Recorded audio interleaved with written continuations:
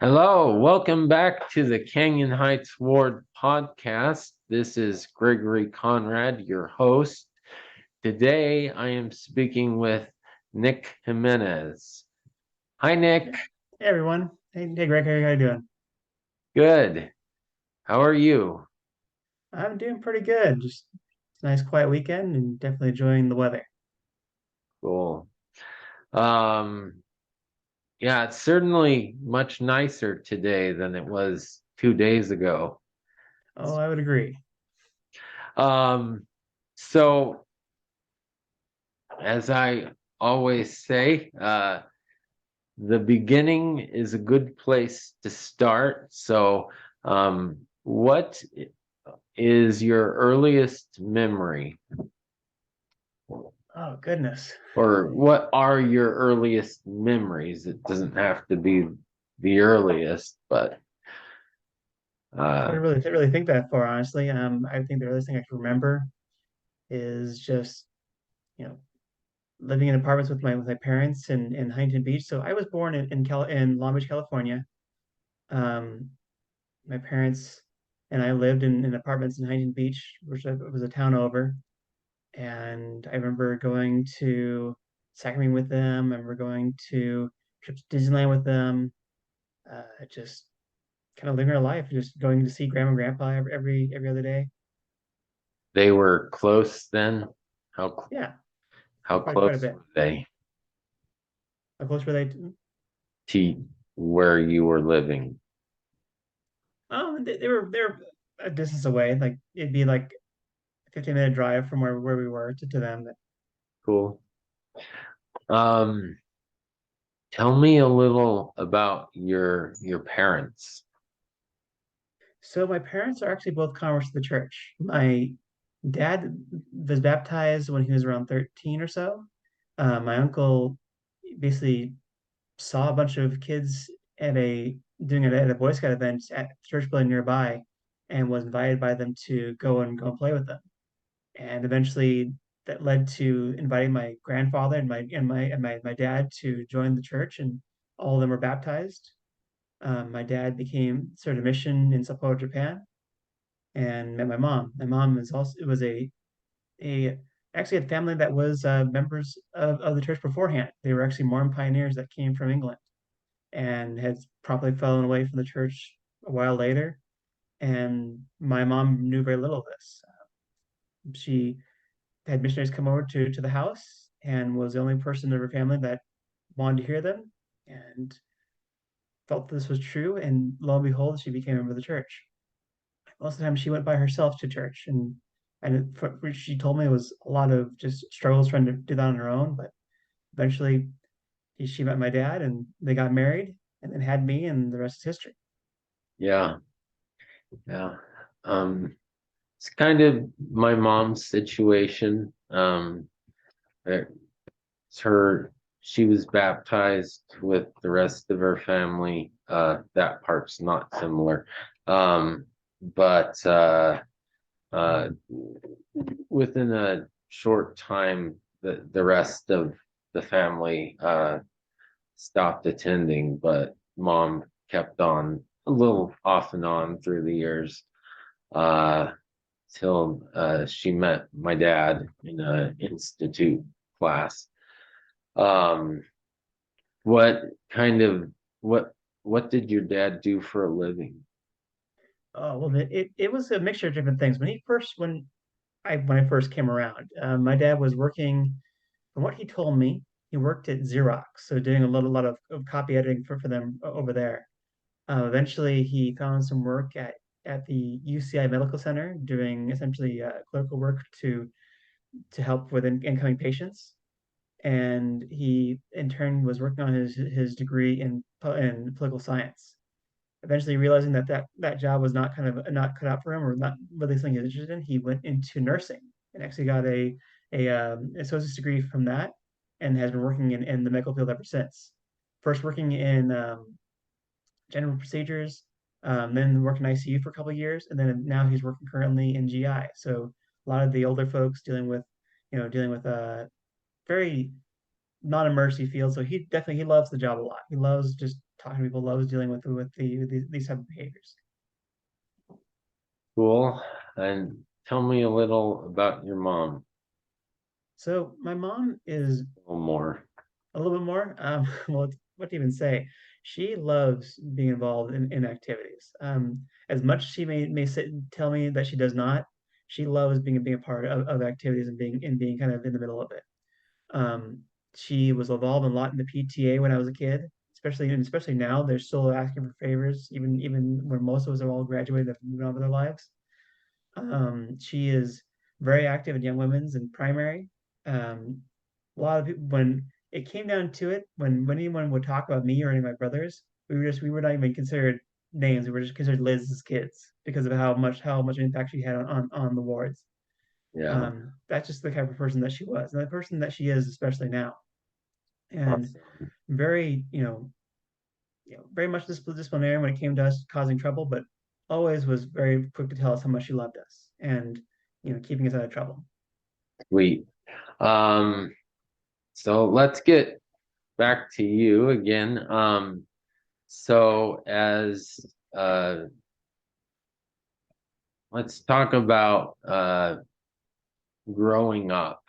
Uh, w- did you grow up there in California all those years? Yeah, I spent all my life in Long Beach, basically from the time that I was born till maybe like 3 or 4 years ago when I moved here to Albuquerque.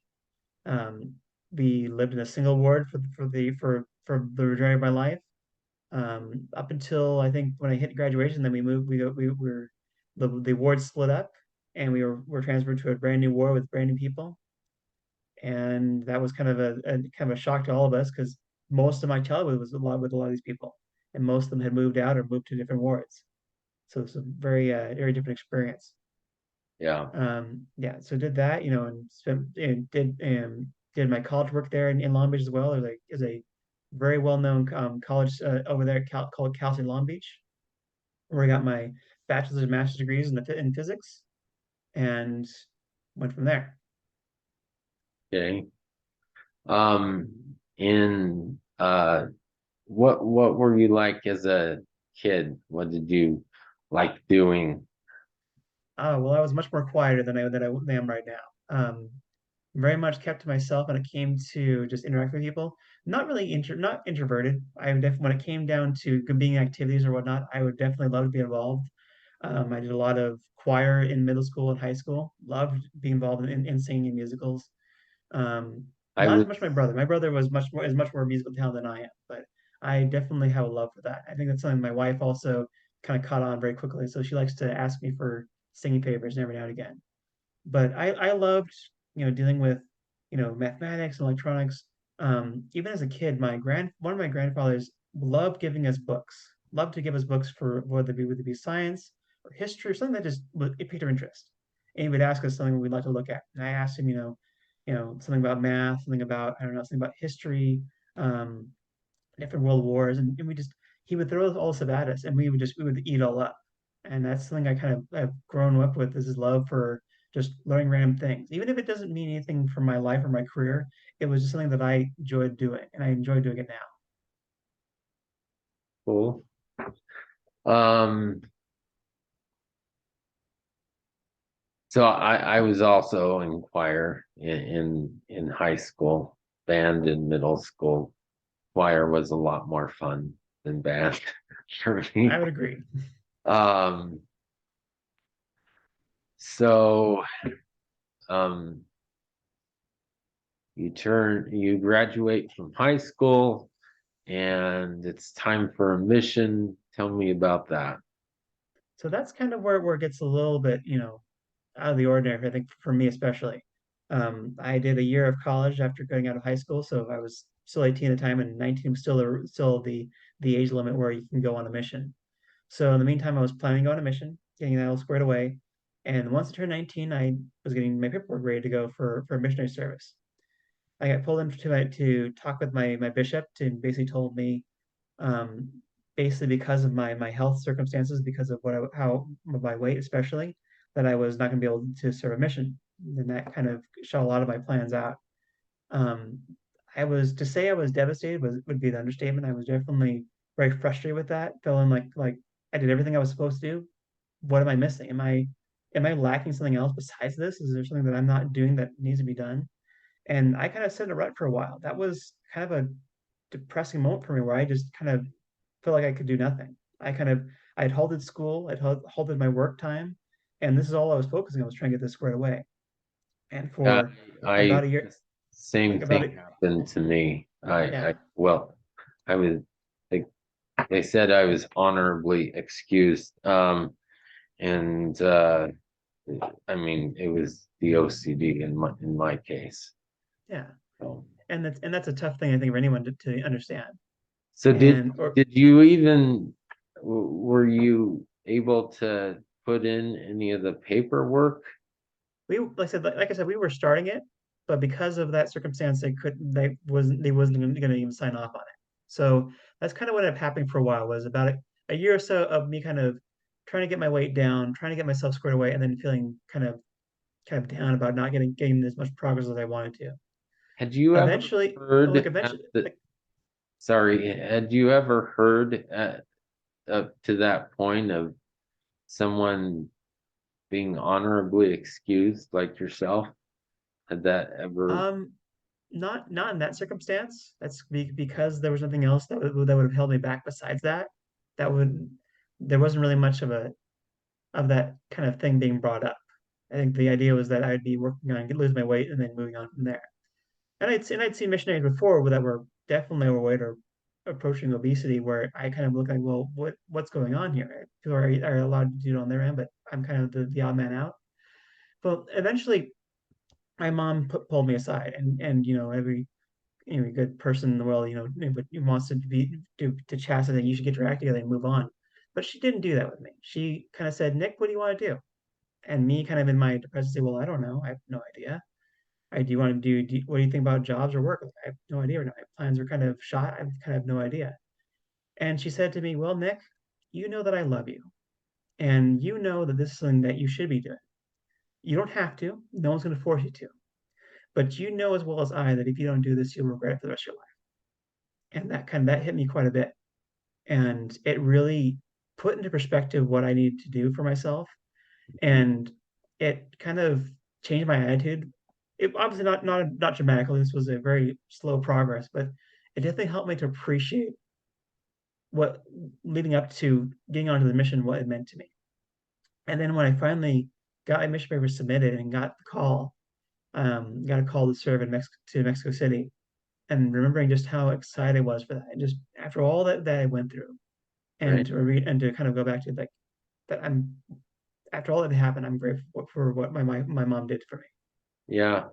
How long was the period between getting the you can't go to getting the call? It would be, I'd say, about a year and a half of figuring that out. And this is for my case. I don't know how much it would be for anybody else, but for me, especially, just my circumstances were such that I needed that time. Um, I think that this was the right time for me, especially because of my maturity, and it helped me to be much more appreciative of the call that I was given. And I was put through tough situations on the mission where I was given either missionaries that did not want to be there, or perhaps there's things that just were really tough. And to remember that I went through all the trouble to be here, and I'm going to keep going with it. And that's kind of what I live with for my 2 years of service. Awesome. I know you said it, but it flew by me. Where was the mission?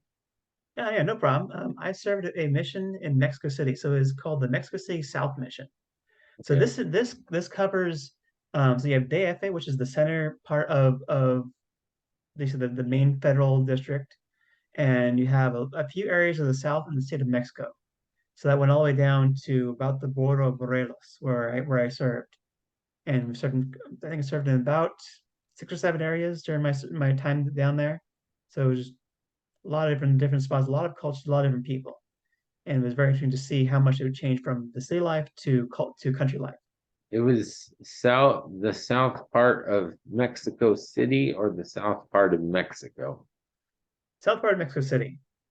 Okay. So you have there's the south part of Mexico City itself, and then a little part of the southeast of the state of Mexico, which is different from the country Mexico. That's a mess in of itself, but they know how to orchestrate better than I do. It's just that's kind of how they organize the states. Right. Um, so you complete your mission. Uh, what happens next? So kind of going back to that, so got home February 2012 and just kind of figured out my life from there, just going back to applying back to school, looking at occupations and jobs, going into my singles ward and getting involved in there in You're different still callings and in activities. California. Yeah, Okay. yeah, down in California, and basically go from there. So went back to college again, just going with my degree and going from there. Got through most of that by got my bachelor's in 2015. I tried applying elsewhere for a PhD, which didn't really pan out the way I wanted to. And it's like, well, I have really nothing else to really figure out right now. So, but let's go back to school and figure out my life from there. So I went back for a master's degree in applied physics. And What were you studying? so my bachelor's degree was in physics. So that dealing with the sciences of motion, of quantum mechanics, of thermodynamics, different types of things dealing with matter and how those interact with each other. Okay. So given the fact that you live here, and what you just said, I'm guessing you work at Sandia Labs That is currently. correct. So after my getting my master's, I kind of threw my application to the wind and saw and trying to see what options were available. And I was thinking perhaps I would get a job somewhere in LA, in like Ventura or something like that, for Raytheon or for uh, Northrop or something like that.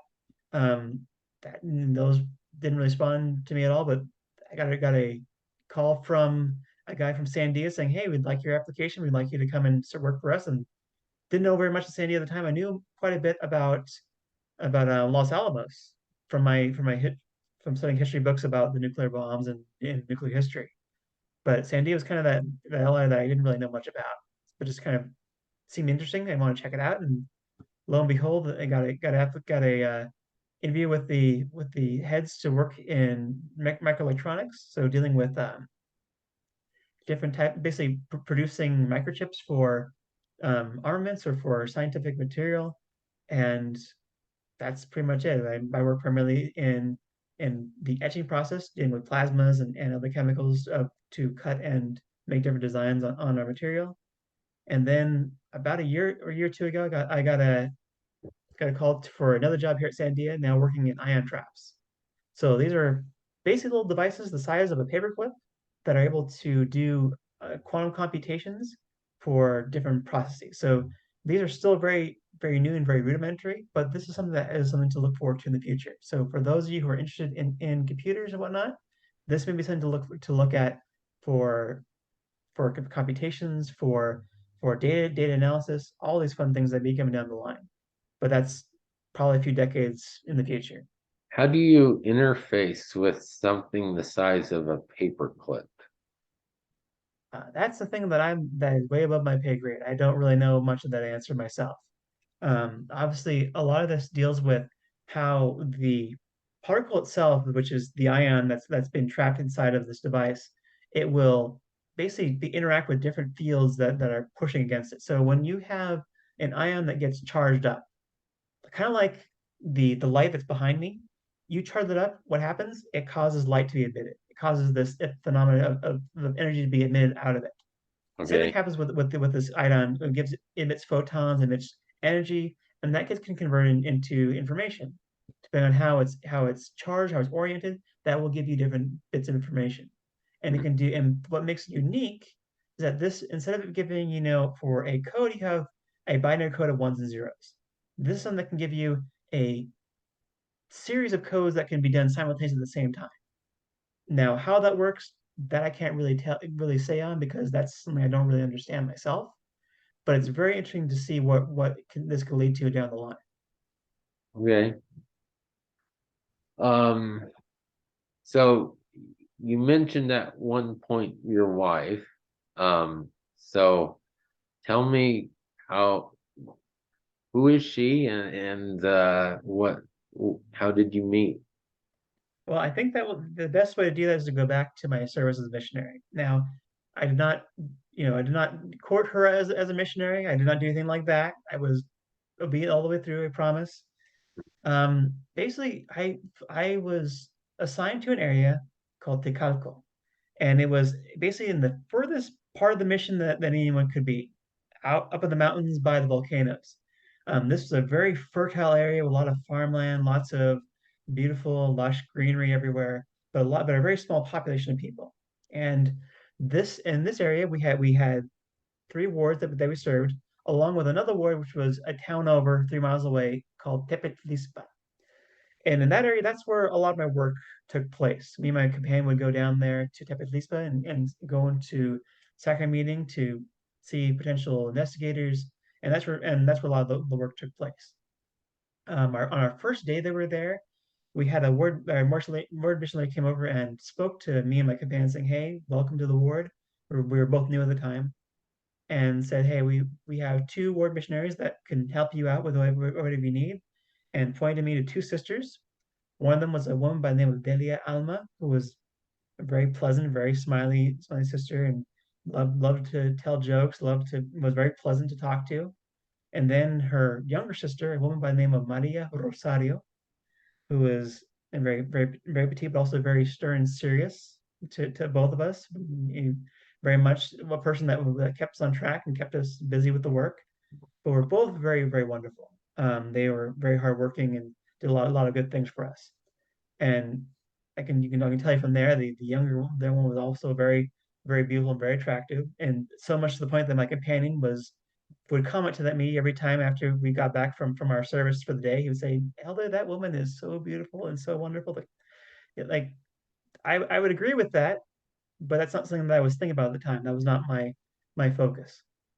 But we had a good relationship with them. They were they were both wonderful when it came to our context, because most of the contacts we had were all sisters or single women, so they were really good to be around to help us to interact with them.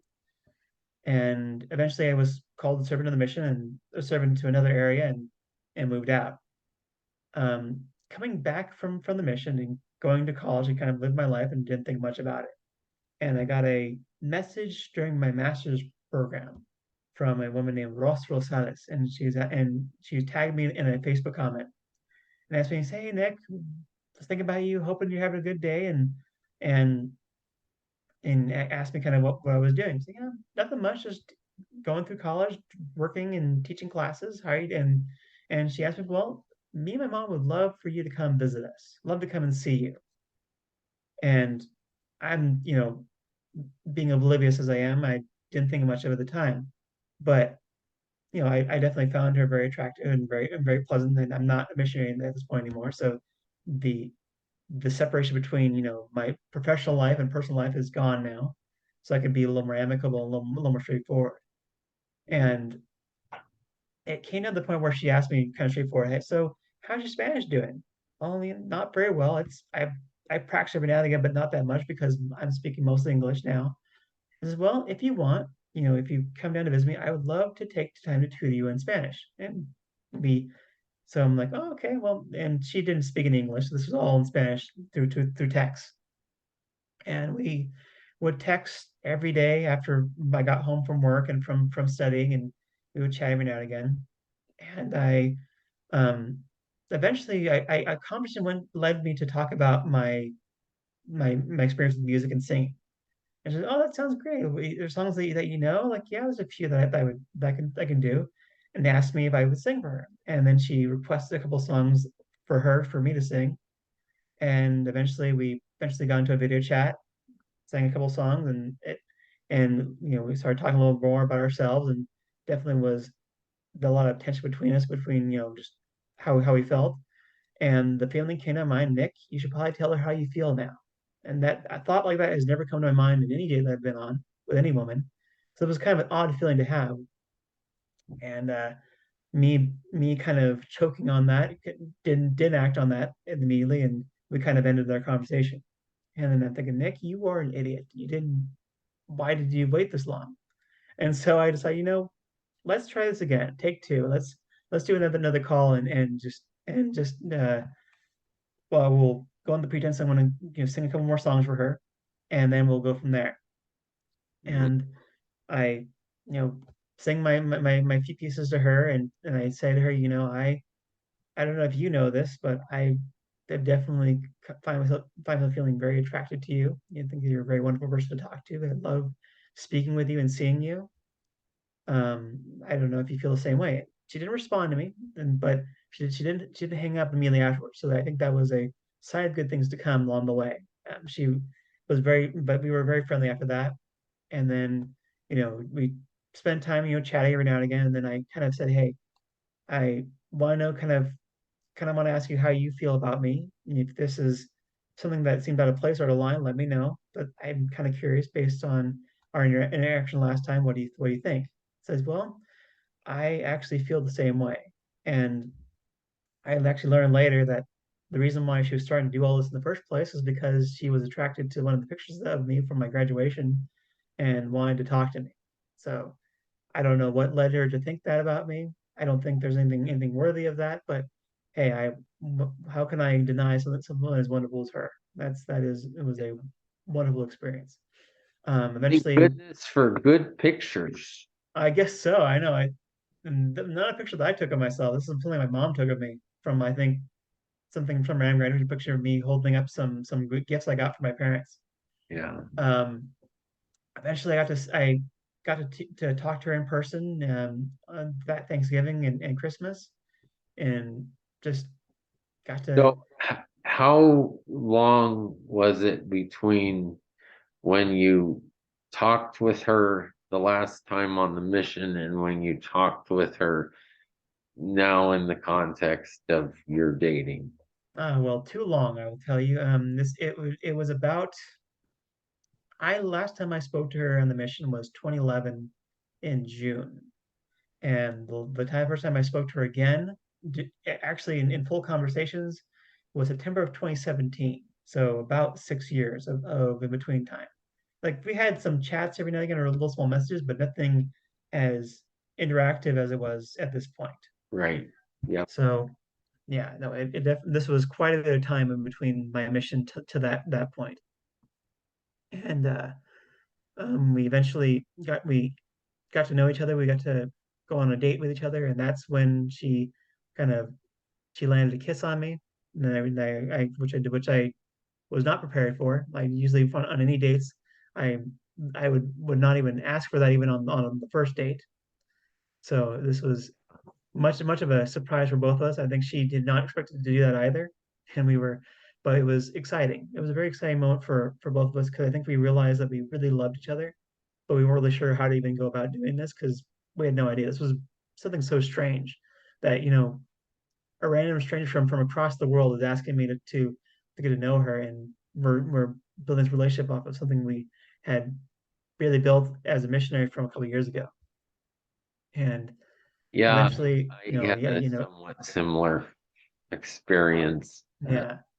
And then basically like a month or two later, I asked her to marry her, and we got married in August of 2018. Got married in the Mexico City Temple, and went with life from there. And it's been kind of a tough experience for both of us because I haven't been able to live with her for quite that long because eventually we were trying to figure out my life from that point on, what we were going to be doing, whether I'd be working down there in Mexico or whether I'd be working somewhere here in the United States or probably in California. And that's when I finally got this job. Is I think this is kind of where we need to be, and we both kind of hit that agreement, and that's what we're working on ever since. Is working on her visa to come here to the United States, and from there we'll figure out our life, whether it be having kids and having a home. That's going to come, in due time. All right. Um,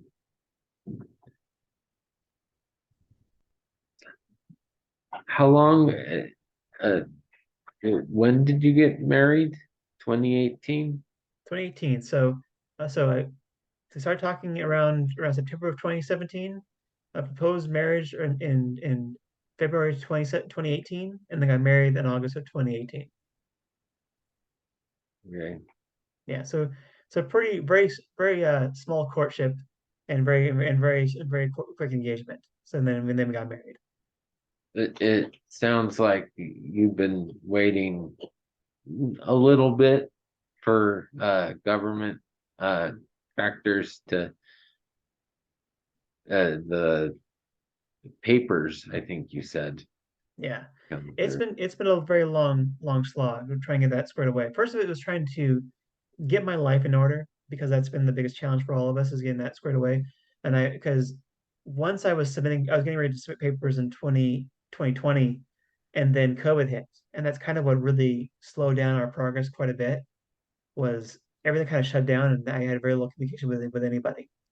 And it kind of frustrated a lot of our plans from that point on.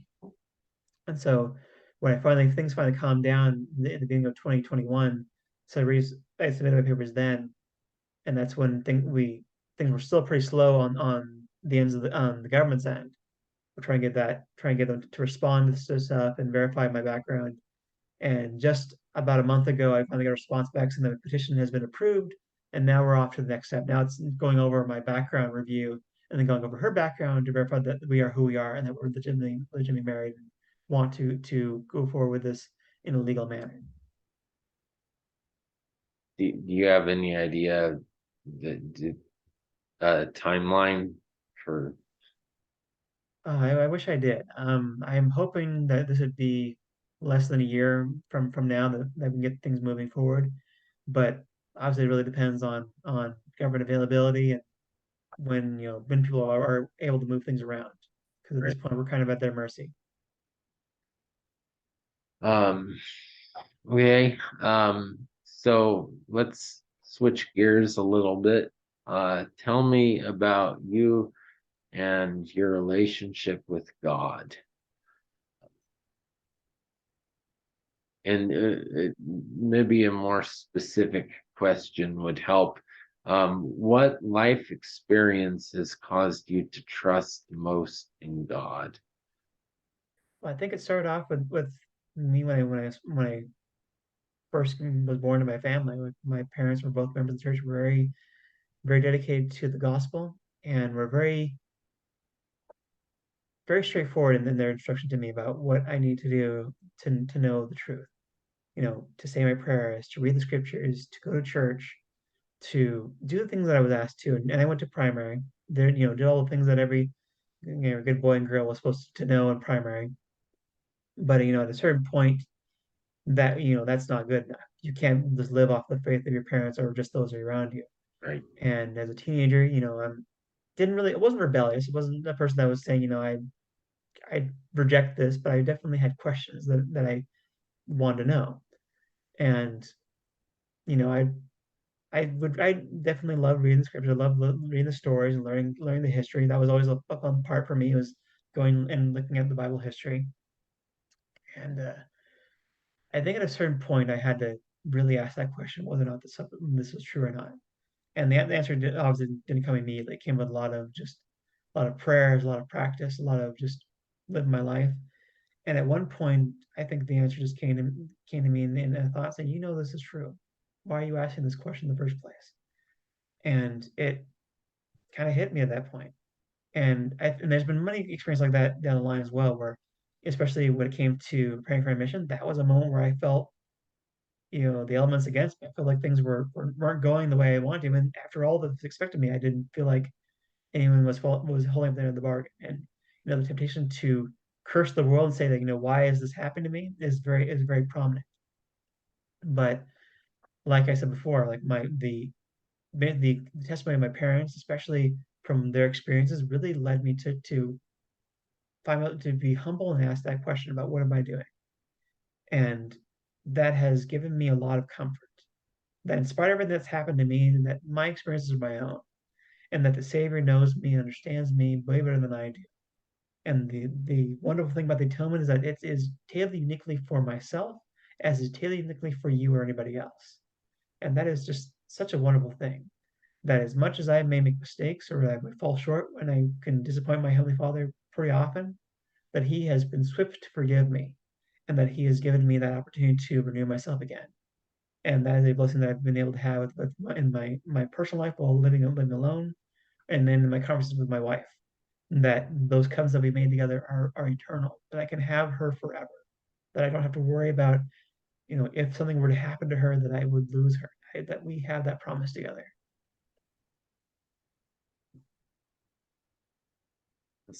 I'm just finding a lot of similarities now between you and me. When I had the prayer thing about God, tell me if the scriptures are true, if the Book of Mormon's true. Um, I, I I wasn't getting much of an answer, and so and this severely bothered me because the anxiety that I have.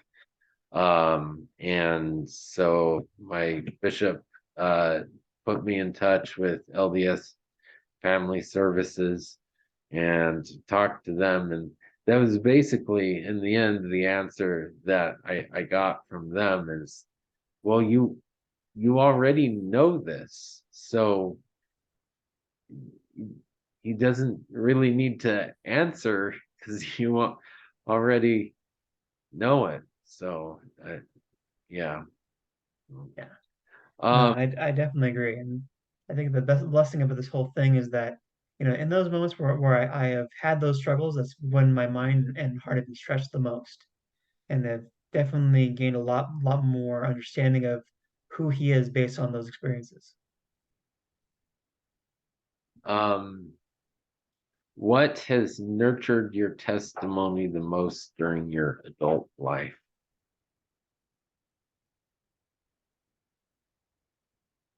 I think of many things like anybody else. Just going to church, as much as that may be a tough thing for anybody, especially for those of us that are alone, that's not a thing I think is very easy for many people to sit by themselves and to think that, is God really thinking of me in my circumstances? That's a temptation I think anyone has. Um, but that I think has been the most important thing that I need to do. That physical action itself has been, my testimony to my Heavenly Father that I need to do this. Aside from, reading my scriptures and praying, that my prayers, my Father, have become much more intimate. They're not much of the grandiose, word, lots of verbiage and whatnot. It's much more of like a chat with him, just saying, "This is what's going on with me today," or perhaps it's something to say, "Hey, this is what the successful thing that's going on with me in my life," and just saying thank you for what he's done. Like those moments have become much more special to me because of the time that I have by myself. That that is to me the most sacred time that I've had, aside from taking the sacrament and renewing my covenants, to have those prayers, whether it be kneeling at home or just walking, doing stuff at work and having prayer in my heart. Those have been by far the most worthwhile things for me. Some um, is there any be, before I ask the last question, is there anything that you would like to cover that I haven't asked about?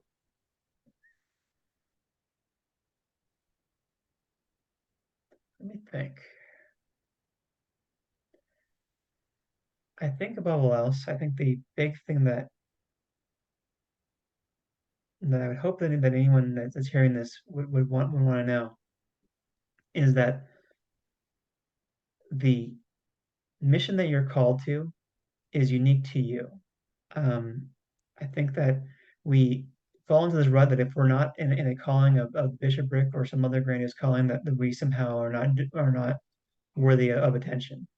That everyone has something that they need to get done, and there's a lot of things I think that we are that desperately need to be finished because whether it be the bishop is doing a lot of things on his own, or whether it be um, a lot of people that need help, we have a capacity to serve, and we have a great talent in whether it be in our homes or in our ward. I can say that for me, that my talents have blessed me a lot in my interactions. I've definitely grown in my abilities to speak, to be able um, to be in front of people, to give to address certain topics that perhaps are the most uncomfortable for people to think about, whether it be science related or even just something in the gospel topics. It has been a great experience to from my life and from my experiences to look upon the example of the Savior and from people in the gospel, even the prophets and apostles that have lived in my day, to hear them speak and hear them, whether you hear them, you know, make mistakes during their talks or just talk about their own circumstances. It has been wonderful to hear that even that for someone like them, I can be that perhaps I could be someone like them, even for a little bit. Right. And you might have just answered this, but if you could send one message 100 years into the future for your posterity to hear, what would it be? I think the most important thing for any of them and for anybody now is to hold on to that testimony because there will come a time where that testimony will be all that you'll have. I think there'll become a time where the church will not be able to sustain us or be able to keep us in the buildings. I think that will come a time where there'll be a lot of opposition to the church because of people that are looking to destroy the church. And they'll come down to your testimony. Do you believe this church to be true? Do you believe in God the Eternal Father and His Son Jesus Christ and in the Holy Ghost? Do you know these things to be true for yourself? If you know those things to be true, hold on to them like you would any treasure. That by far is the most important thing I hope that they know and understand. That God loves them and God knows them, and that the prophet who lives in their day has been set apart by God to give them the truth.